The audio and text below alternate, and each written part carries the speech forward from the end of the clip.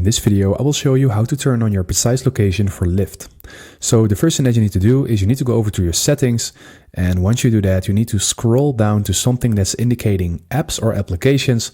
And I'm on iOS, so it's called apps in my case. But if you are on Android, go to something that's indicating apps or applications, or otherwise just search for Lyft right away. But I'm going to click on apps in here, and in here I'm going to search for Lyft. So let's go ahead and type that in, and then we're going to click on this. And then in order to turn on our precise location, we are going to click on location at the top. And right now it is set to while using the app.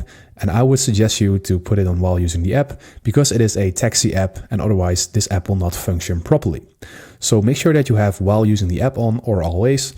And then down below, you need to have precise location on as well to use and select your current location and to make it easier for drivers to find your location and to pick you up.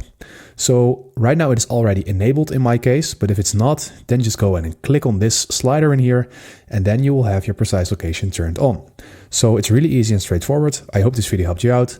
Please leave a like and consider subscribing, and then I see you in the next one.